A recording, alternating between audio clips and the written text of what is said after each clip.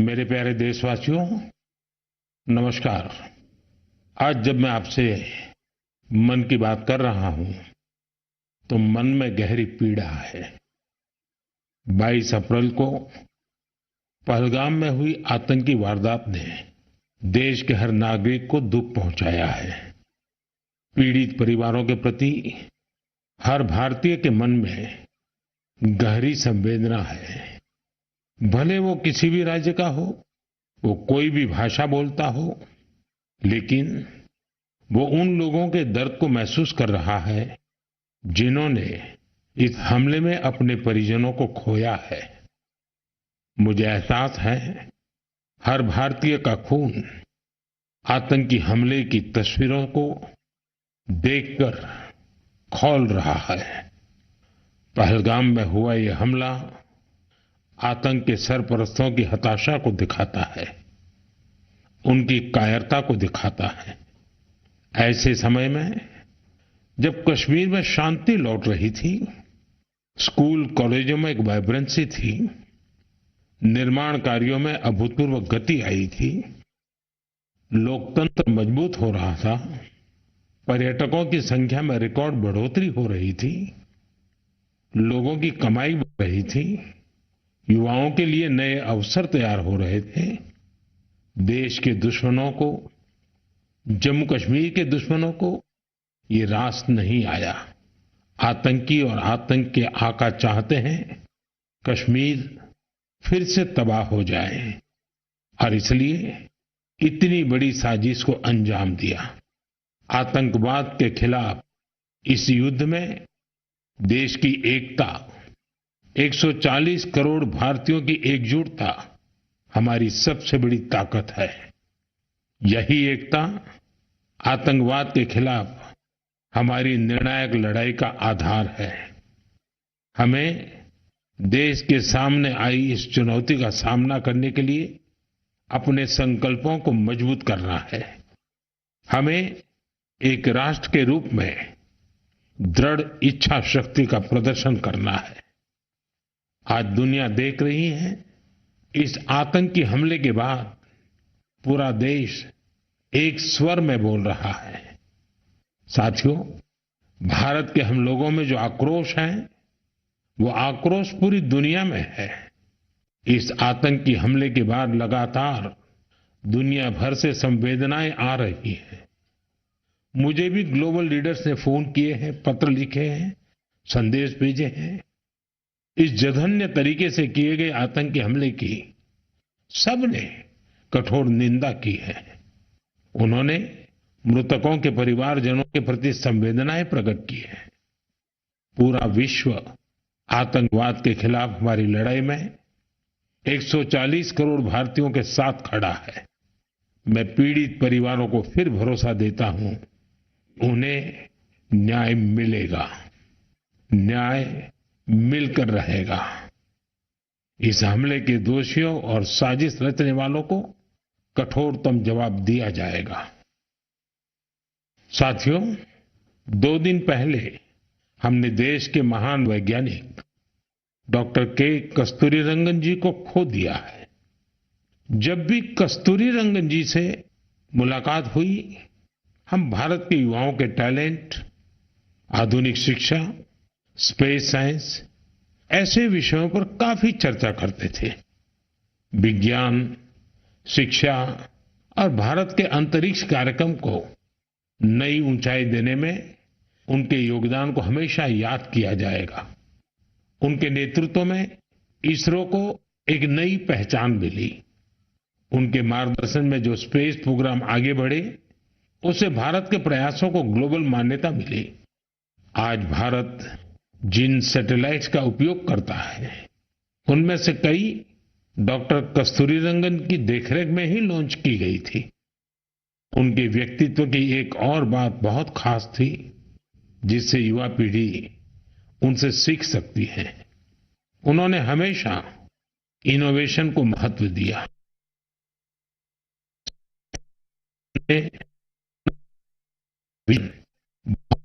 करने का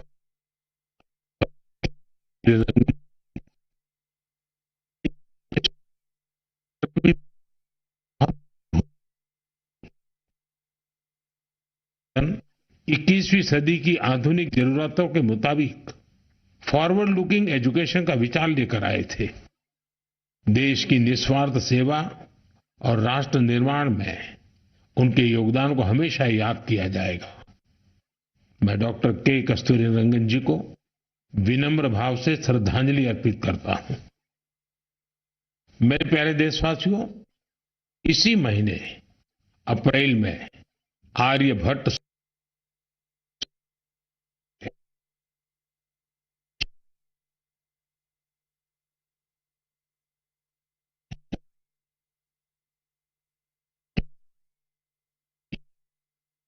अंतरिक्ष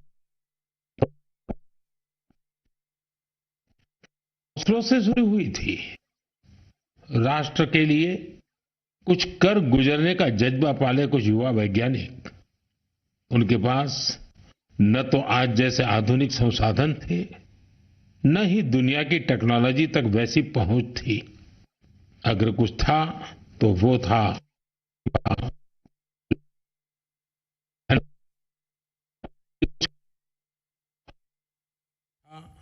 वो था प्रतिभा, लगन, मेहनत और देश के लिए कुछ करने का जज्बा। बैलगाड़ियों और साइकिलों पर क्रिटिकल इक्विपमेंट को खुद लेकर जाते हमारे वैज्ञानिकों की तस्वीरों को आपने भी देखा होगा। उसी लगन और राष्ट्र सेवा की भावना का नतीजा है कि आज इतना कुछ बदल गया है। आज भारत एक ग्लोबल स्पेस पावर बन चुका है। हमने एक साथ 104 सैटेलाइट का लॉन्च करके रिकॉर्ड बनाया है। हम चंद्रमा के साउथ पोल पर पहुंचने वाले पहले देश बने हैं। भारत ने मार्स ऑर्बिटर मिशन लॉन्च किया है और हम आदित्य L1 मिशन के जरिए सूरज के काफी करीब तक पहुंचे हैं। आज भारत पूरी दुनिया में सबसे ज्यादा कॉस्ट इफेक्टिव लेकिन सक्सेसफुल स्पेस प्रोग्राम का नेतृत्व कर रहा है। दुनिया के कई देश अपनी सैटेलाइट्स और स्पेस मिशन के लिए इसरो की मदद लेते हैं। साथियों, हम जब इसरो द्वारा किसी सैटेलाइट का लॉन्च देखते हैं तो हम गर्व से भर जाते हैं। ऐसी ही अनुभूति मुझे तब हुई जब मैं 2014 में PSLV C-23 की लॉन्चिंग का साक्षी बना था। 2019 में चंद्रयान-2 की लैंडिंग के दौरान भी मैं बेंगलुरु के इसरो सेंटर में मौजूद था। उस समय चंद्रयान को वो अपेक्षित सफलता नहीं मिली थी। तब वैज्ञानिकों के लिए वो बहुत मुश्किल घड़ी थी, लेकिन मैं अपनी आंखों से वैज्ञानिकों के धैर्य और कुछ कर गुजरने का जज्बा भी देख रहा था। और कुछ साल बाद पूरी दुनिया ने भी देखा कैसे उन्हीं वैज्ञानिकों ने चंद्रयान-3 को सफल करके दिखाया। साथियों, अब भारत ने अपने स्पेस सेक्टर को प्राइवेट सेक्टर के लिए भी ओपन कर दिया है। आज बहुत से युवा स्पेस स्टार्टअप में नए झंडे लहरा रहे हैं। 10 साल पहले इस क्षेत्र में सिर्फ एक कंपनी थी, लेकिन आज देश में 350 से ज्यादा स्पेस स्टार्टअप काम कर रहे हैं। आने वाला समय स्पेस में बहुत सारी नई संभावनाएं लेकर आ रहा है। भारत नई ऊंचाइयों को छूने वाला है। देश गगनयान, स्पेडेक्स और चंद्रयान-4 जैसे कई अहम मिशन की तैयारियों में जुटा है। हम वीनस ऑर्बिटर मिशन और मार्स लैंडर मिशन पर भी काम कर रहे हैं। हमारे स्पेस साइंटिस्ट अपने इनोवेशन से देशवासियों को नए गर्व से भरने वाले हैं। साथियों, पिछले महीने म्यांमार में आए भूकंप की खौफनाक तस्वीरें आपने जरूर देखी होगी।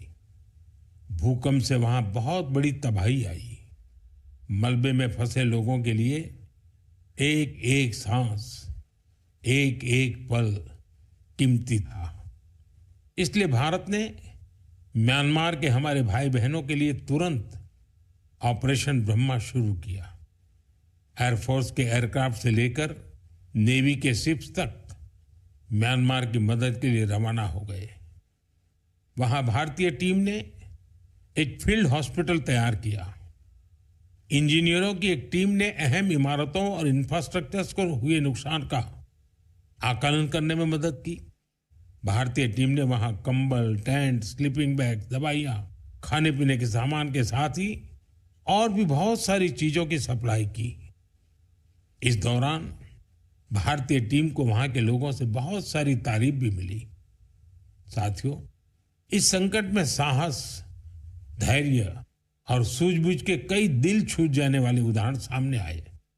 भारत की टीम ने 70 वर्ष से ज्यादा उम्र की एक बुजुर्ग महिला को बचाया, जो मलबे में 18 घंटों से दबी हुई थी।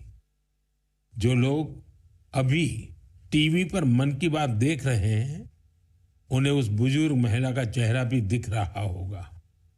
भारत से गई टीम ने उनके ऑक्सीजन लेवल को स्टेबल करने से लेकर फ्रैक्चर के ट्रीटमेंट तक इलाज की हर सुविधा उपलब्ध कराई। जब इस बुजुर्ग महिला को अस्पताल से छुट्टी मिली तो उन्होंने हमारी टीम का बहुत आभार जताया। वो बोली कि भारतीय बचाव दल की वजह से उन्हें नया जीवन मिला है। बहुत से लोगों ने हमारी टीम को बताया कि उनकी वजह से वो अपने दोस्तों और रिश्तेदारों को ढूंढ पाए। साथियों, भूकंप के बाद Only 29 rupees, 6 days with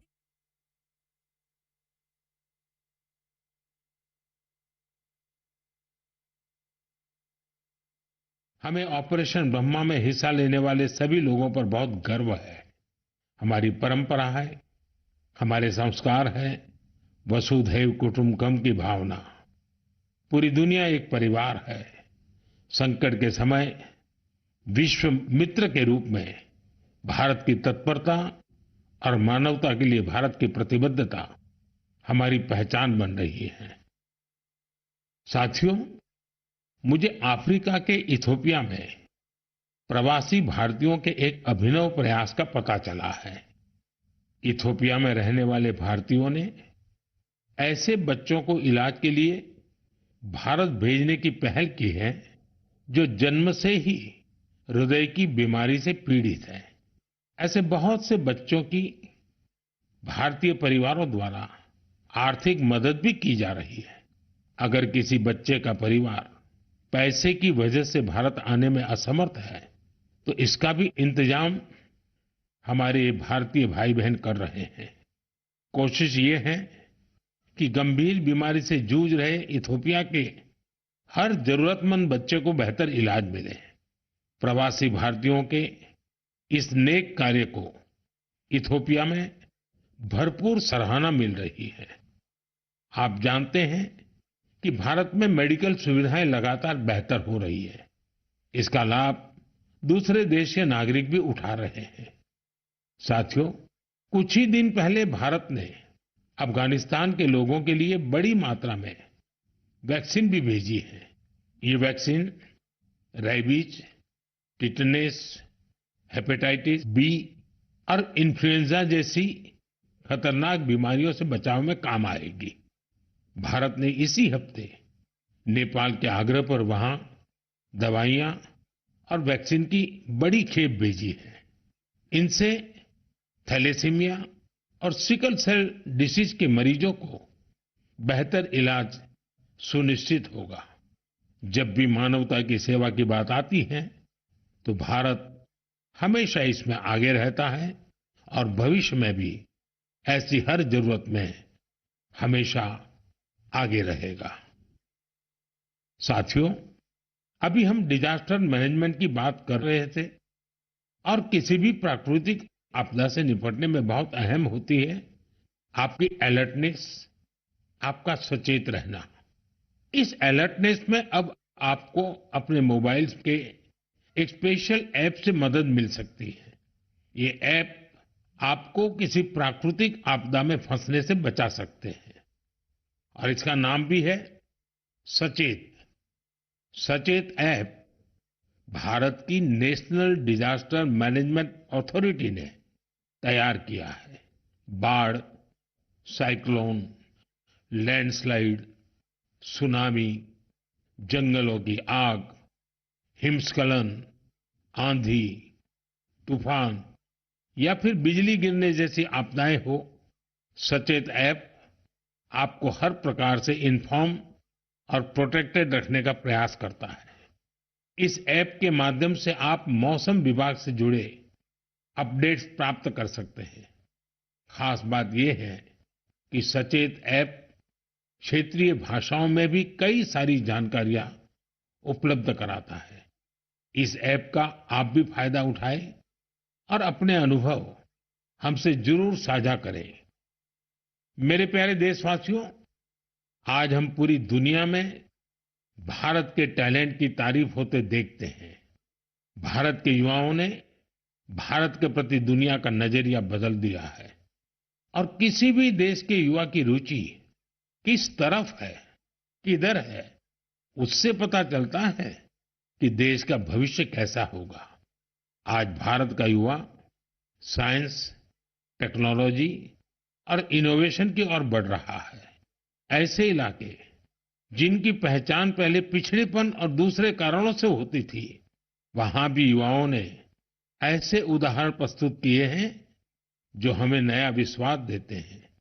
Chhattisgarh के दंतेवाड़ा का विज्ञान केंद्र आजकल सबका ध्यान खींच रहा है।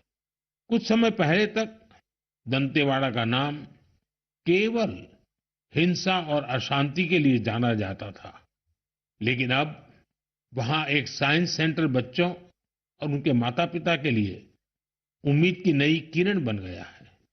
इस साइंस सेंटर में जाना बच्चों को खूब पसंद आ रहा है। वे अब नई नई मशीनें बनाने से लेकर टेक्नोलॉजी का उपयोग करके नए प्रोडक्ट्स बनाना सीख रहे हैं। उन्हें 3D प्रिंटर्स और रोबोटिक कारों के साथ ही दूसरी इनोवेटिव चीजों के बारे में जानने का मौका मिला है। अभी कुछ समय पहले मैंने गुजरात साइंस सिटी में भी साइंस गैलरीज का उद्घाटन किया था। इन गैलरीज से ये झलक मिलती है कि आधुनिक विज्ञान का पोटेंशियल क्या है, विज्ञान हमारे लिए कितना कुछ कर सकता है। मुझे जानकारी मिली है कि इन गैलरीज को लेकर वहां बच्चों में बहुत उत्साह है। साइंस और इनोवेशन के प्रति ये बढ़ता आकर्षण जरूर भारत को नई ऊंचाई पर ले जाएगा। मेरे प्यारे देशवासियों, हमारे देश की सबसे बड़ी ताकत हमारे 140 करोड़ नागरिक हैं। उनका सामर्थ्य है, उनकी इच्छा शक्ति है। और जब करोड़ों लोग एक साथ किसी अभियान से जुड़ जाते हैं तो उसका प्रभाव बहुत बड़ा होता है। इसका एक उदाहरण है एक पेड़ मां के नाम। ये अभियान उस मां के नाम है जिसने हमें जन्म दिया, और ये उस धरती मां के लिए भी है जो हमें अपनी गोद में धारण किए रहती है। साथियों, 5 जून को विश्व पर्यावरण दिवस पर इस अभियान के 1 साल पूरे हो रहे हैं। इस 1 साल में इस अभियान के तहत देश भर में मां के नाम पर 140 करोड़ से ज्यादा पेड़ लगाए गए हैं। भारत की इस पहल को देखते हुए देश के बाहर भी लोगों ने अपनी मां के नाम पर पेड़ लगाए हैं। आप भी इस अभियान का हिस्सा बने ताकि 1 साल पूरा होने पर अपनी भागीदारी पर आप गर्व कर सकें। साथियों, पेड़ों से शीतलता मिलती है, पेड़ों की छांव में गर्मी से राहत मिलती है, ये हम सब जानते हैं। लेकिन बीते दिनों मैंने इसी से जुड़ी एक और ऐसी खबर देखी जिसने मेरा ध्यान खींचा। गुजरात के अहमदाबाद शहर में पिछले कुछ वर्षों में 70 लाख से ज्यादा पेड़ लगाए गए हैं। इन पेड़ों ने अहमदाबाद में ग्रीन एरिया काफी बढ़ा दिया है। इसके साथ साथ साबरमती नदी पर रिवर फ्रंट बनने से और कांकरिया झील जैसे कुछ झीलों के पुनर्निर्माण से यहाँ वाटर बॉडीज की संख्या भी बढ़ गई है। अब न्यूज रिपोर्ट्स कहती हैं कि बीते कुछ वर्षों में अहमदाबाद ग्लोबल वार्मिंग से लड़ाई लड़ने वाला प्रमुख शहरों में से एक हो गया है। इस बदलाव को, वातावरण में आई शीतलता को वहां के लोग भी महसूस कर रहे हैं। अहमदाबाद में लगे पेड़ वहां नई खुशहाली लाने की वजह बन रहे हैं। मेरा आप सबसे फिर आग्रह है कि धरती की सेहत ठीक रखने के लिए, क्लाइमेट चेंज की चुनौतियों से निपटने के लिए और अपने बच्चों का भविष्य सुरक्षित करने के लिए पेड़ जरूर लगाएं। एक पेड़ मां के नाम।